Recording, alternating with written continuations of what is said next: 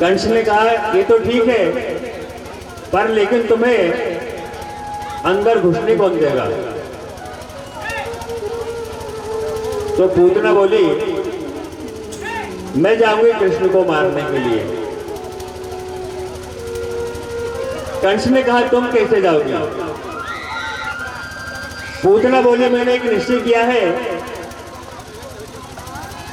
मेरे दोनों स्तनों पर जहर लगाकर जाऊंगी और जहां कृष्ण का जन्मोत्सव मनाया जा रहा है वहां पर पहुंचकर कृष्ण को गोद में लेकर उसको अपना दूध पिलाऊंगी और जैसे ही वह दूध पिएगा तो जहर के कारण मारा जाएगा। तो वहां पर कंस ने कहा कि तुम्हारा ये विकराल शरीर, इतने काले काले लंबे बाल और ये 5-5, 10-10 फुट के तुम्हारे दांत, इतना विकराल शरीर तुम्हारा देखेगा तो तुम्हें अंदर कौन जाने देगा?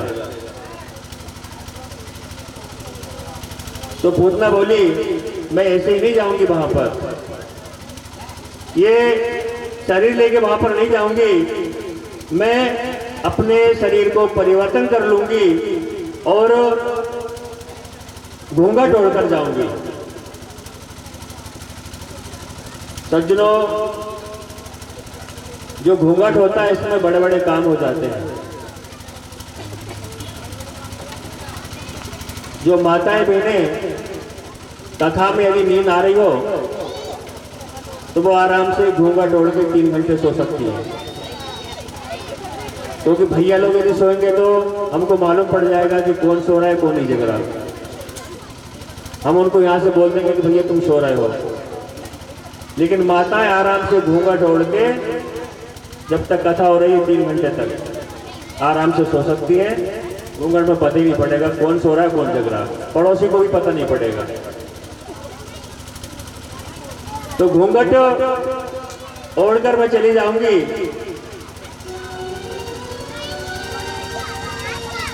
मुझे कोई नहीं समझ सकता। कृष्ण ने कहा ठीक है। आज पूतना ने अपने स्तनों पर जहर लगाया और जहर लगा करके वह चलती। आज गोकुल में 7वां दिन है, लाला के जन्मोत्सव मना रहे हैं वहां पर। आज मेरा कन्हैया 7 दिन का हो गया। कृष्ण का अवतार हुआ अष्टमी को और पूतना कृष्ण को मारने आई चतुर्दशी को, ठीक 7वें दिन।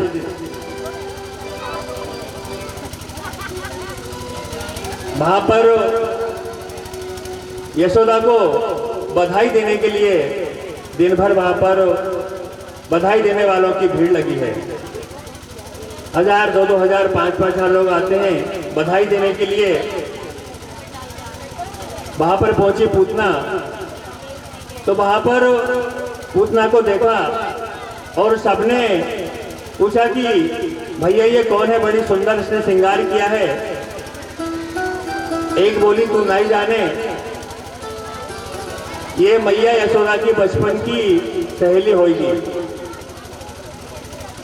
या तो रास्ता दो। मेरे गोपाल के पास में पूतना चली गई और मैया यशोदा के बगल में खड़ी होकर के बोली नंद अभी मथुरा से लौटे नहीं। यशोदा ने देखते ही देखते बोली आओ बहन तुम कहां से आई हो? पूतना बोली हम लाला को देखने के लिए आए हैं। यह बात को सुनकर के कि यशोदा के लाला भयो है, आज मैं वहां को आशीर्वाद देने को आई हूं। मैया बोली वो लाला मेरे थोड़ो ही है, वो सबके आशीर्वाद से भयो है, या को आशीर्वाद जो कि ये चिरंजीवी रहे। मेरे घर अतिथि आए हैं, मैं उनका स्वागत सत्कार करने के लिए जा रही हूँ। यशोदा मैया चली गई, अतिथि सत्कार करने के लिए और उस पूतना ने नाचते गाते लोगों की भीड़ में और कन्हैया को पलने के पास से उठा करके, और उसने जैसे ही घूंघट को उठाया, पूतना ने गोविंद को देखा और मेरे नन्हे से गोविंद ने पूतना को देखा। परीक्षित ने कहा कि राजन, जब भगवान ने पूतना को देखा तो अपनी दोनों आंखें बंद क्यों कर ली? सुखदेव भी कहते हैं कि राजन, भगवान ने आंखें इसलिए बंद की कि उनको गिलानी हो गई, मन में इतनी गिलानी हुई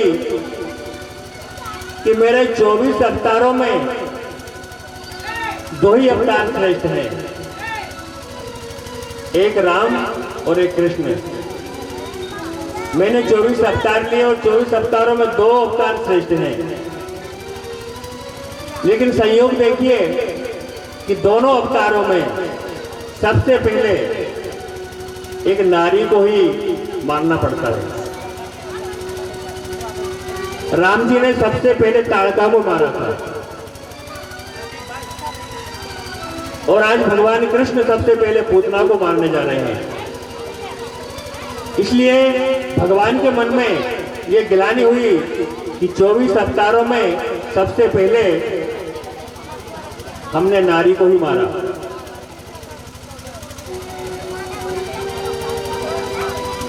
जैसे ही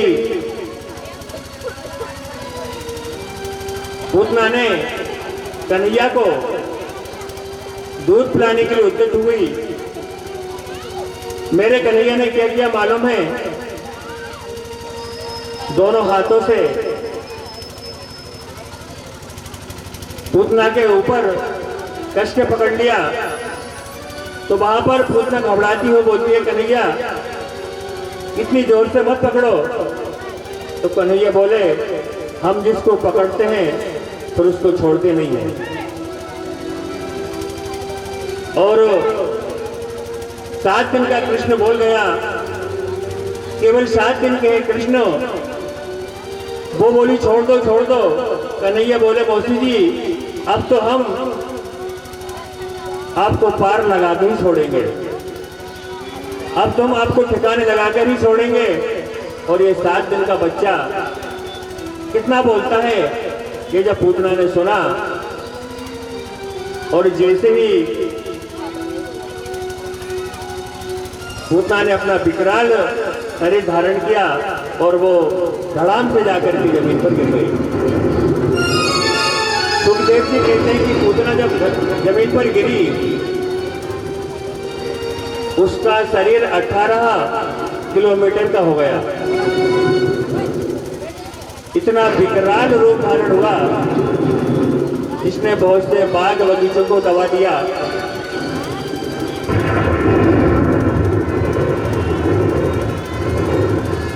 उसका विकराल शरीर इतना खतरनाक था कि वहां पर जितने भी बाग बगीचे थे वो सब दब गए। सभी ब्रजवासी दौड़े दौड़े आए और आकर को कन्हैया को पूतना के ऊपर से उठाया। माताएं बोली, यशोदा ये तूने क्या कियो? तूने या राक्षसी को ये बालक को क्यों दियो? मैया ने आकर के गोविंद को उठा करके अपने गले से लगाया। गोपियां बोली, तुम्हें ऐसे लाला को सभी की गोदी में नहीं देना चाहिए। और माताओं का पुराण एक अलग से होता है जिसका नाम है वात्सल्य पुराण। तब माताएं बोली, तुम्हारे लाला ने राक्षसी का स्पर्श किया है, अब आपकी शरीर की शुद्धि होना चाहिए। यशोदा मैया बोली, मैं क्या करूं? माताओं ने कन्हैया को गोमूत्र से स्नान कराया, क्योंकि इन्होंने पूतना के शरीर को छू लिया है। गाय के चरणों की धूल को लाकर के माथे से लगाया और गौ की जो पूंछ होती है उससे कन्हैया को झाड़ते हैं और भगवान गोद में हंस रहे हैं।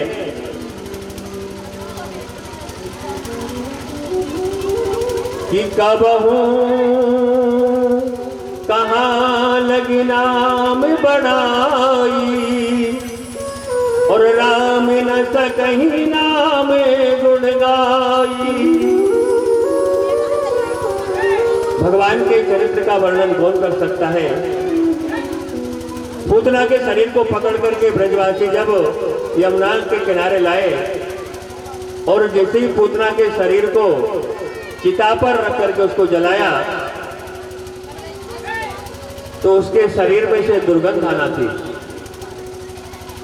लेकिन महाराज उसके शरीर में से दुर्गंध नहीं आई, उसके शरीर में से सुगंध आई। सुखदेव जी बोले महाराज परमात्मा श्री राम कृष्ण के एक बार नाम स्मरण करने मात्र से व्यक्ति भवसागर से तार हो जाता है। जो भगवान का नाम लेता है वो उस भव सागर से पार हो जाता है।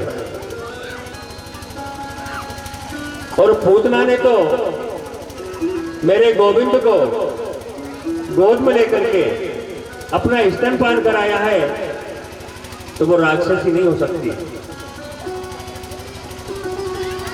क्योंकि उसको माता जी की गति देती है।